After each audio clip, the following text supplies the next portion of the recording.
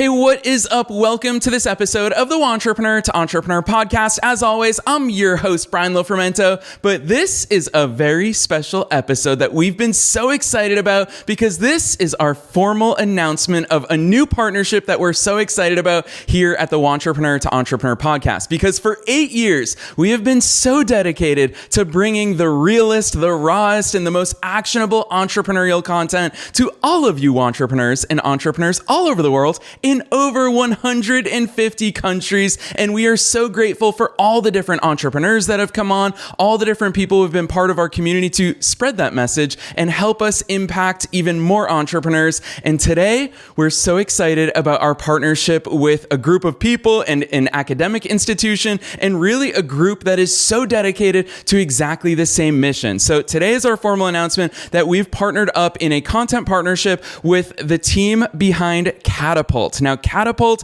is a new EdTech Virtual Accelerator by Catalyst at the University of Pennsylvania School of Education, Graduate School of Education. Now, Catalyst is a center for global education innovation at the University of Pennsylvania Graduate School of Education. They connect people and ideas to develop new ways to advance education in novel and meaningful directions. The content platform that they've put together, it's free of charge to entrepreneurs all over the world. They are bringing some Wantrepreneur to Entrepreneur podcast episodes inside that content platform to further distribute these real conversations. And speaking of real conversations, we are welcoming on two very incredible people at the University of Pennsylvania community. Nae Nae, who is a current student there, who she's not just a student, she's an aspiring investor. She is an entrepreneur from having done her gap year, and she's got her hands in all sorts of entrepreneurial projects to uplift not just what she's doing, but bring valuable content and lessons and strategies and resources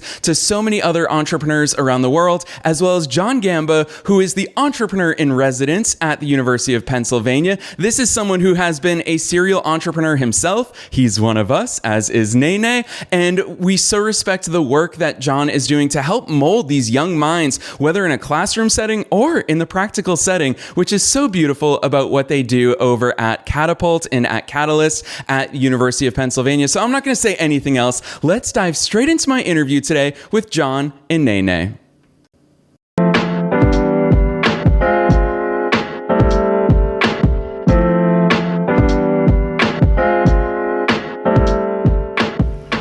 All right, John and Nae Nae, we are so excited not only to kick off a partnership with you all, but we're excited to have you on the show. So first things first, welcome to being on the airwaves.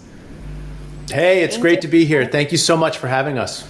Heck yeah. Obviously, I teased a little bit of the great work that you both are doing together, but I also know that individually, you're both up to some extraordinary things. So ladies first, Nae Nae, I'd love for you to kick it off and give us a little bit of your background, because I know that even outside the classroom, you've already done extraordinary things. So who's Nae Nae? How'd you start doing all these things? Then John, we'll kick it straight over to you afterwards.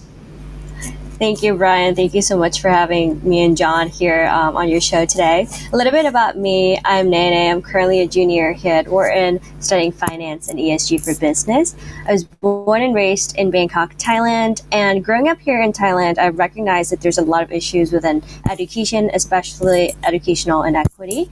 So I was really actively involved in high school, volunteering, teaching English to local Thai staff at school, as well as leading the Technology Council in high school, where I co-founded the Interschool Technology Conference, bringing together students and teachers in Thailand to really understand the value of technology in enhancing students' learning.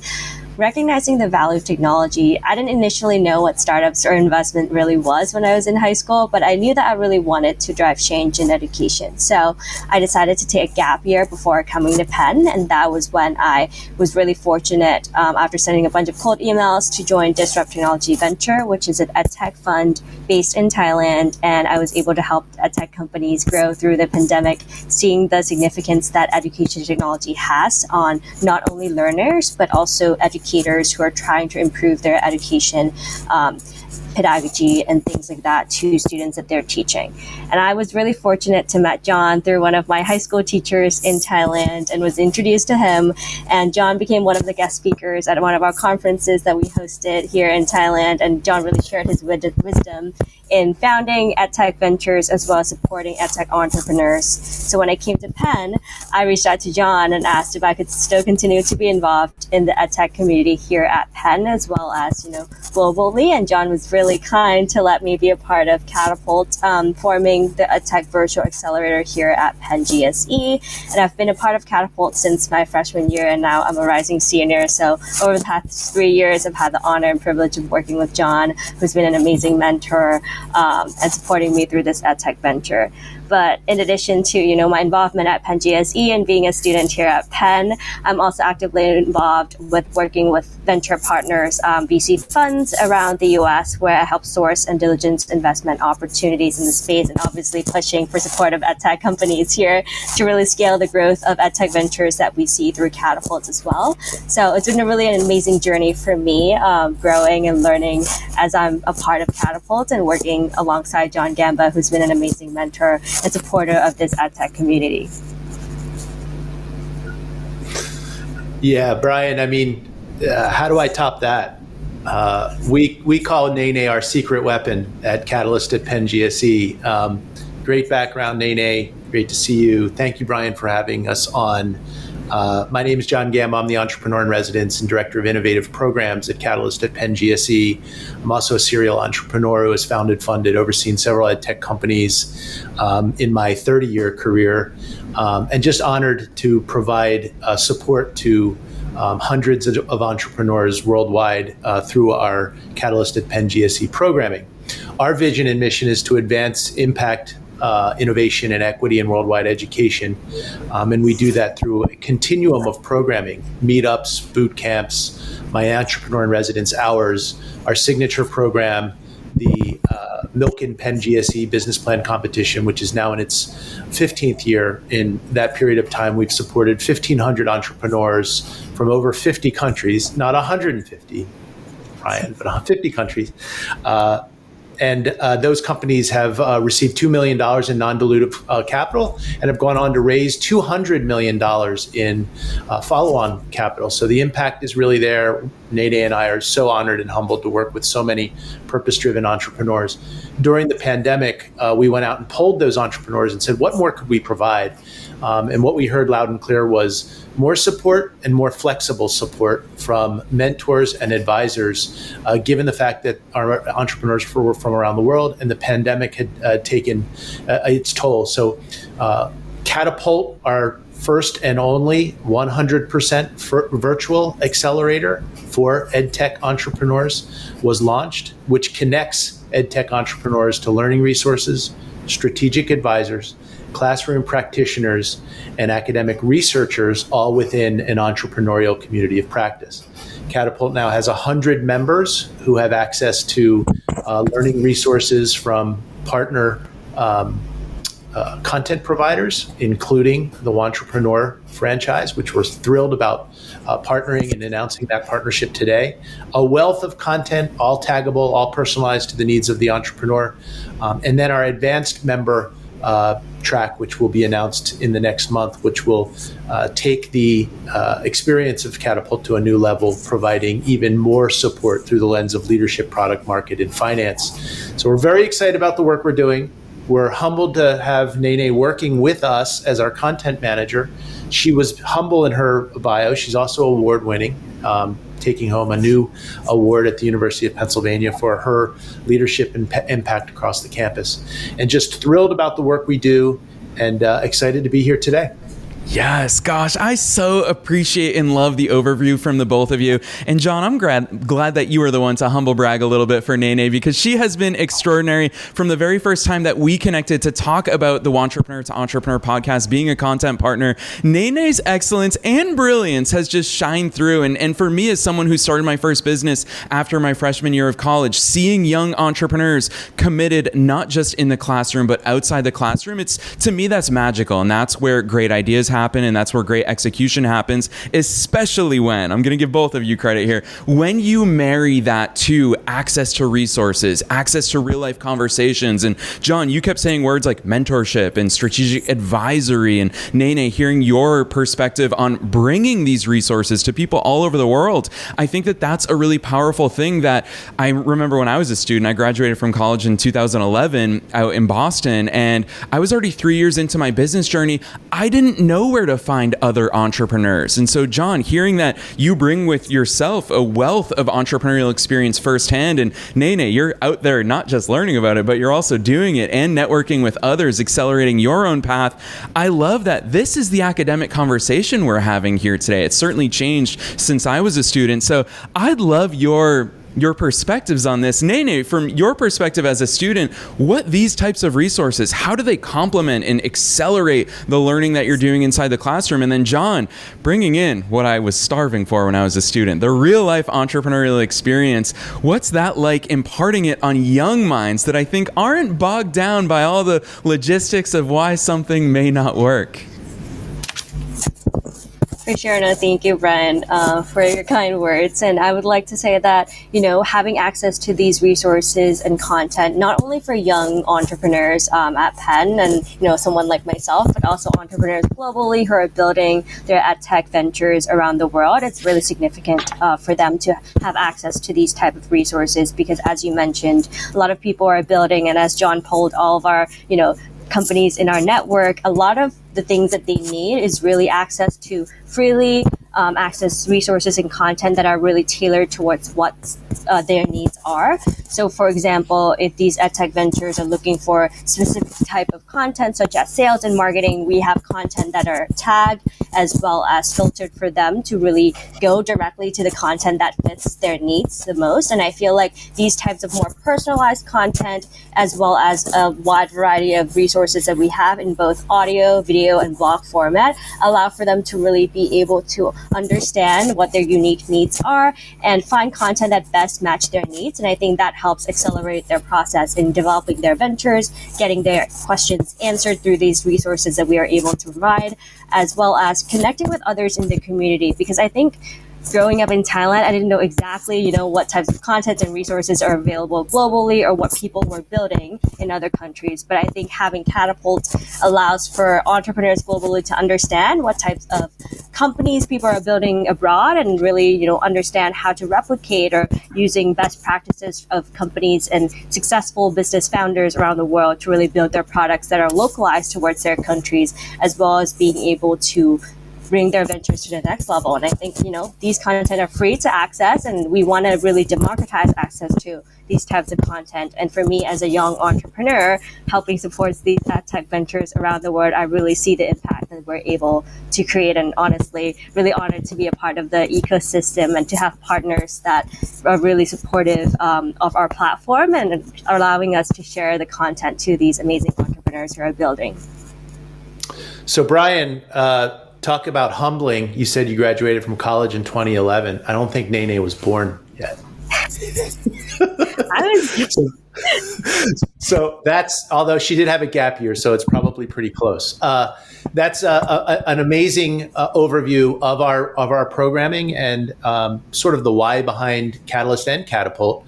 I'll break it down a little bit in terms of the research, right? We're a research university, and talk about the research that we did and what we learned in polling our entrepreneurs. So if we break down the entrepreneurs on our platform to ideation or very early stage entrepreneurs, those who have an MVP and are actually out there testing, co-creating, co-constructing their applications, solving the world's most serious and seminal issues in education. And then our Series A and beyond entrepreneurs. We kind of classified the feedback we got from each of them and incorporated that feedback and that research into the design and development of Catapult. And what we learned is the ideation stage EdTech entrepreneurs globally were really interested in sort of that making sense of a lean canvas, making sense of a lean startup, making sense of this idea of how do we fail fast, fail smart, how do we develop and iterate an idea and make sure that the business fundamentals are behind that. What is the problem? What is the solution? TAM, SAM, SOM, key metrics.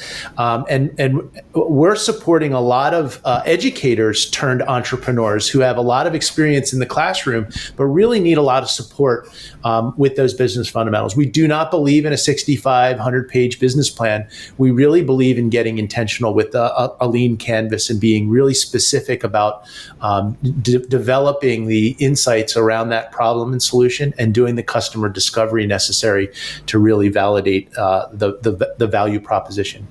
The MVP stage, which is probably the bulk of our entrepreneurs, someone who had an idea, got the business fundamentals right, have an MVP and are starting to sell and maybe even raise a little capital. They came to us and said, we really want more insight into what we consider our secret sauce at Catalyst at Penn GSE, which is research to practice, or efficacy-based or evidence-based design and development of a product or service. And that gets into asking the entrepreneur who has an MVP, what is the underlying or foundational research that you've used to substantiate your value proposition? So that when you're asked by an investor, oh, how did you come up with this virtual tutor? Or how did you come up with this mental health application that's going to help students? If you can convey that we started by looking at the 2 Sigma problem from Bloom, or if we were looking at some of Pam Cantor's work, who's in our platform on trauma-informed practices for underrepresented students, that's a great start in terms of knowing that this is evidence or research-based. And then on the flip side, when an MVP is developed, we ask, what is the evaluative model that's put into place where you're measuring the impact? And can you show that you are actually delivering the measurable impact that you say that you're able to do over time? Because that usually leads to more investability, sustainability, and scalability. So this research basis and research to practice is something we work with our entrepreneurs. And third, the Series A and beyond, and we talked about this earlier, mentorship. We find that a lot of entrepreneurs find it, I wouldn't say easy, but a lot of them get to that 1 million, 2 million, 3 million, even 5 million in ARR, annual recurring revenue. But once you go beyond that, it's really tough to think about how do you get from 5 to 50 million or 50 million to $100 million in recurring revenue. And in that case, they all said, we need somebody who has done it before. We need a mentor. We need an advisor with the kind of domain expertise to help us put a cross-functional team together and help think about the key dynamics in HR and operations and sales and marketing to be able to take that company to the next level. So we incorporated that, learning resources on Lean Canvas, specific support in research to practice, and connecting those entrepreneurs to a mentor, a personalized mentor who meets the needs of that entrepreneur who's going beyond Series A and can hit sustainability and scale with intention. Yeah, gosh, you're saying all of our favorite words here at the Wantrepreneur to Entrepreneur podcast. That word intentionality, John, it's something that is so prevalent in all the work that we do, because I always argue growth doesn't happen by mistake. And I've always been a big fan of that concept of success leaves clues. Look at any successful business, any successful person, anything. Look at the actual buildings, the infrastructure that creates our cities and our society. None of those things just magically appeared by mistake. There is that level of intentionality that I love the fact that you both are spearheading inside what you're doing with Catapult, is bringing that stuff to others. And this is a question, it's funny, in almost 900 episodes, I've never asked this question here on this podcast. And it feels a bit silly because we say the E word so much. We say entrepreneurship so much. And I can share from my own perspective, coming from an immigrant family, is that the word I use when I talk about entrepreneurship is amplify. Entrepreneurship allows us to amplify everything. And John, coming back to your point about the Milken competition, you've awarded over $2 million to over 50 educational entrepreneurs. Those ventures, to show how much that's amplified, have gone on to raise over $200 million in follow-on capital. And so that is amplified if you follow these traces. Here, the three of us are just three dreamers who are talking to entrepreneurs and wantrepreneurs in over 150 countries. It's crazy the impact that we can have, which leads me to this question that I've never asked.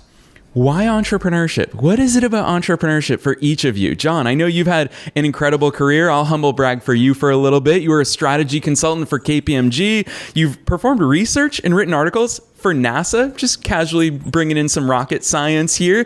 And so, Nae Nae, for you as someone who grew up not exposed to this side of the world as far as business goes, not geographically, but your eyes have been open to a whole world of possibilities. So I'm just going to throw this broad question at the two of you and see where you take it. Why entrepreneurship? Well, I'll take this one first, because I always ask the question in my teaching. I teach a course at the Wharton School in the leadership in the business world of young rising entrepreneurs, high school students who are going to go to college. And I always open, because most of them have had some entrepreneurial experiences, what is entrepreneurship? And the real smart Wharton young aspiring students raise their hand. They say, oh, coming up with a product or service, or taking a risk. And those are all good answers in terms of what and why entrepreneurship. But then I always say, here's my definition of entrepreneurship. And they kind of lean in and they think that I'm going to pull out Michael Porter or some seminal researcher in strategy and entrepreneurship. And I say, how many of you have used ChatGPT in the last school year? And 100% of the students raise their hand that they've used ChatGPT. And I say, well, last year in giving the same lecture, when I asked that question, nearly no one has raised their hand. And so you got 100% adoption of a technology in 365 days. I said, that's really entrepreneurship. And I define it by saying entrepreneurship is innovation happening at the speed of imagination, supported by research, evaluation, and iterative design. And they kind of lean in, and I have to say it and give them examples.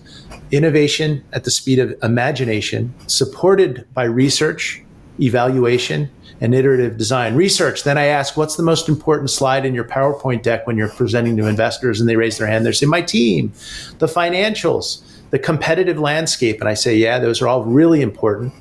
But I think the most important thing when you're presenting is the footnotes. How are you substantiating your value proposition with citations and evidence and research?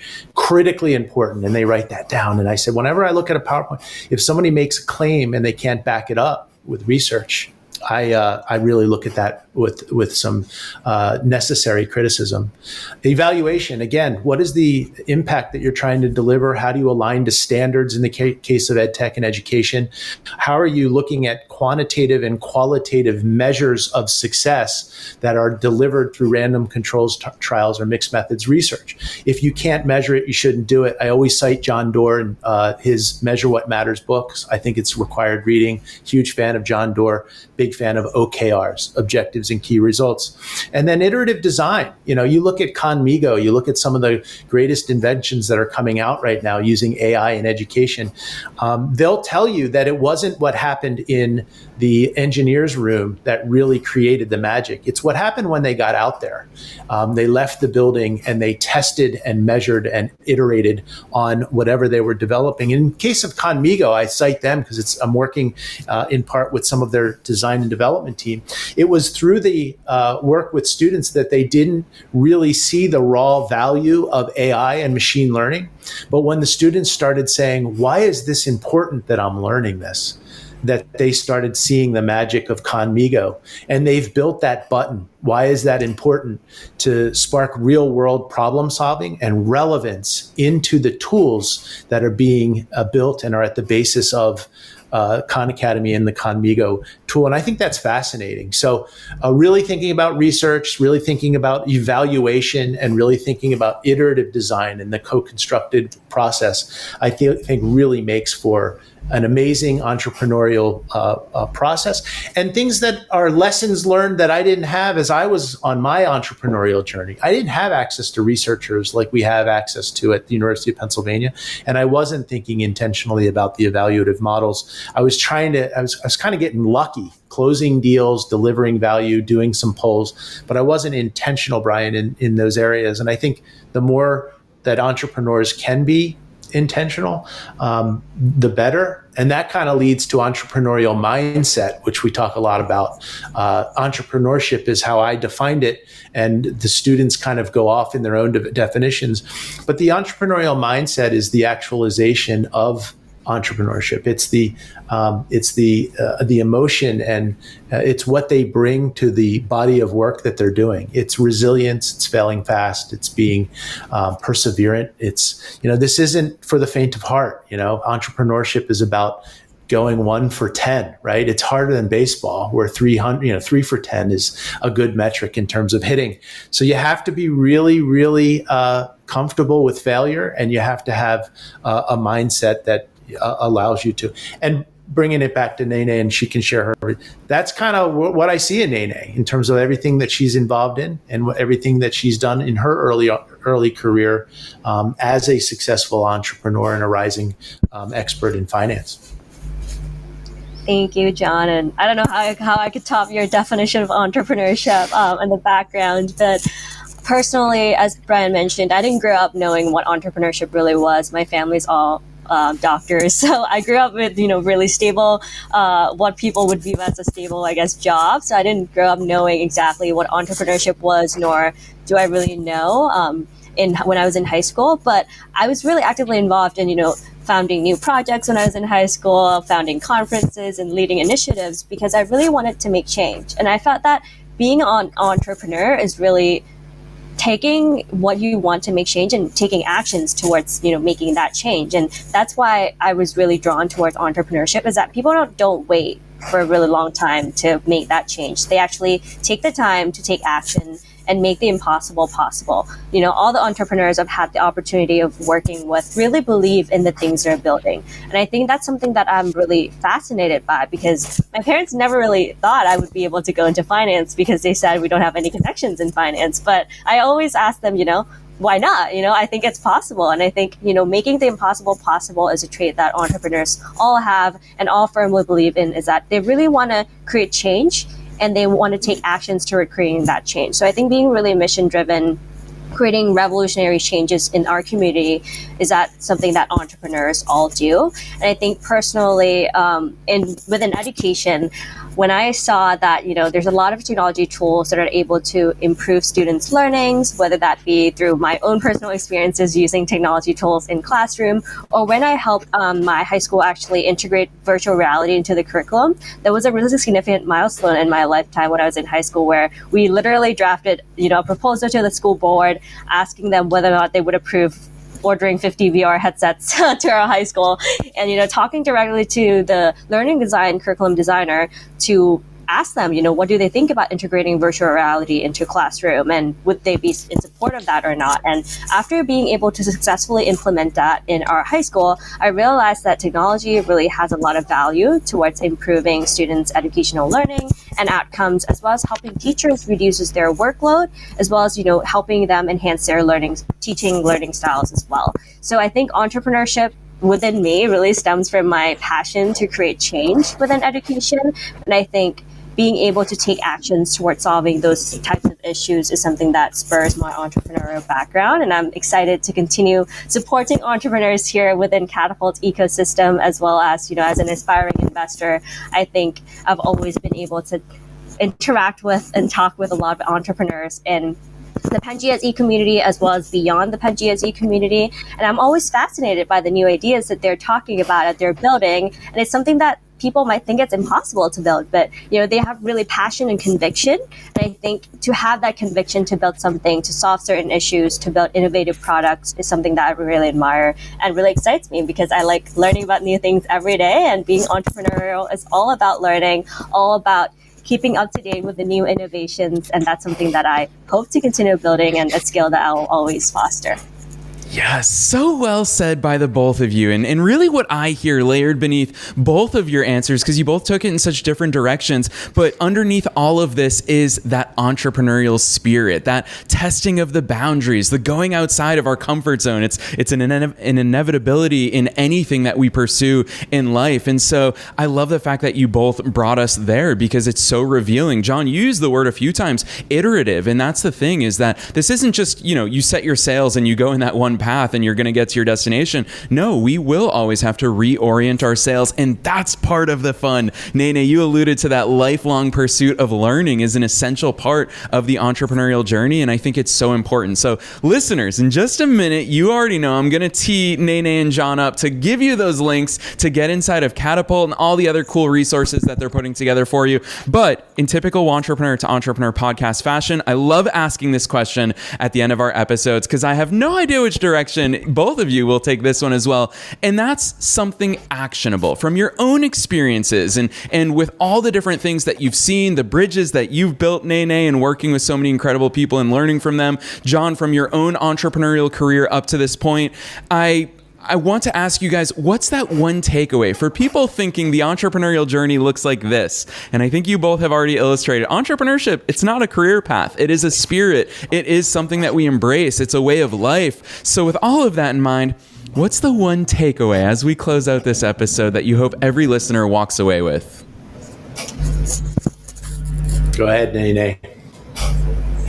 This is a hard one, but I think my main takeaway of being entrepreneurial is to do it. I think a lot of us always have ideas. We always come up with, really interesting things and thoughts in our heads, especially for me when I talk with my friends. We always talk about new ideas, what if, but to actually take actions to do it sometimes isn't necessarily easy because we always look at the alternatives or opportunity cost of, for example, being in school and, taking classes and being responsible for other things in life. But I think if you have a new idea that you think could be possible, or maybe a lot of people think is impossible, is to really take the action to do it and follow your dreams, because there's actually a lot of issues in our world that needs to be solved, and without those actions we won't be entrepreneurs ourselves. So if you're really someone who wants to be a successful entrepreneur, is to really do it. And second, I would also say that to get a lot of feedback and iterate, as John mentioned. I think working with a lot of investors, talking with a lot of entrepreneurs, one of the most important thing is getting feedback from your customers, from the people you're trying to serve. If it's in education, talking to teachers, talking to students. I personally spent a lot of time also volunteering in West Philly schools to really understand the public school system in Philadelphia, growing up in Thailand, really localized education system, being able to understand your customers and your target audience, getting the feedback and iterate upon that feedback is something that's critically important. And investors always ask, what is the feedback from your customers and how are you going to iterate upon that? So take actions and listen to the feedback of your customers and make sure that your products and services really suit their needs. To kind of summarize and build off that, I think being a successful entrepreneur requires that you demonstrate the paradox of humility and will. And we talk a lot about this. Humility is being coachable. Humility is having an inquiry mindset. Humility is recognizing that you don't know it all, whether you're a 23-year-old entrepreneur or a 54-year-old entrepreneur, that you still are coachable, that you have mentors, that you have advisors, and that you listen. And will is the will to run through walls to be successful. The will to overcome adversity, to be perseverant, to keep fighting, to keep trying, to keep doing it, as Nae Nae has said. The paradox of humility and will is that we see a lot of entrepreneurs that have a lot of humility and they're coachable and they're learning a lot and they come and they ask questions and they come to office hours, but they don't have the will to do whatever it takes to be successful. And I certainly have a lot of entrepreneurs who have the will to be successful. They'll run through walls, they'll work 80-hour weeks, but they're not humble. They're not coachable. They don't take direction very well because they want to be Steve Jobs or Bill Gates and be on the cover of Time magazine, and their ego gets them. It's the ones that have the paradox of both humility and will are the ones that tend to be the most successful in my experience with working with a lot of rising, aspiring, and swinging entrepreneurs. Yes, I love the way you phrase that, John. I love the baseball analogy in there. Coming back to that 1 for 10, that's where that will really plays in. Sure, if you miss, we did an episode once upon a time about Colonel Sanders, who started KFC, and how he brought his recipe and his idea for fried chicken for the masses to over 1,000 restaurants and kept getting rejected. And I forget the number, but it was something like the 1,034th person said, you know what? Let's give this a shot. Let's bring it to the reality. bring it to the masses. And I think that that's such an important entrepreneurial lesson and a very firm reminder from the two of you. And this is so in line with why we here at the Wantrepreneur to Entrepreneur podcast are committed to bringing real life conversations just like this one to people all over the world 5 days a week, and why we're so excited and really grateful to be a part of all the incredible stuff that you both are doing inside of Catapult, inside of your content hub. So listeners, I not only have the great pleasure of being part of the content hub, but I have gotten my eyes inside of there. I'm a member myself, and I'll tell you what, in today's world, there's no shortage of information. You can find information literally everywhere. You can have ChatGPT dream up some information for you. There's a lot of ways to get entrepreneurial information, but what Nae Nae and John and the entire team behind Catapult have done inside of their content hub is really pick content providers and content partners that they trust and that bring this real life advice with that level of intention. And I think that that's such an important takeaway. So I know that listeners are going to be keen. Obviously, all of our listeners are very deep into personal development and investing in themselves and their own education. So John and Nae Nae, I'd love to pose it to the two of you. Drop those links on us. What will people find inside of Catapult? What are the resources there? Who can join? I want you to talk about that one potential objection people might have, and drop the link on us. Where should people go from here to follow along all the incredible work that you're doing to bring entrepreneurship to the masses, both locally and not so locally? Yeah, so it's catapult.gse.upenn.edu, catapult.gse.upenn.edu, and it is free for anybody who's an aspiring education, EdTech, social impact entrepreneur. A lot of great resources, catapult.gse.upenn.edu.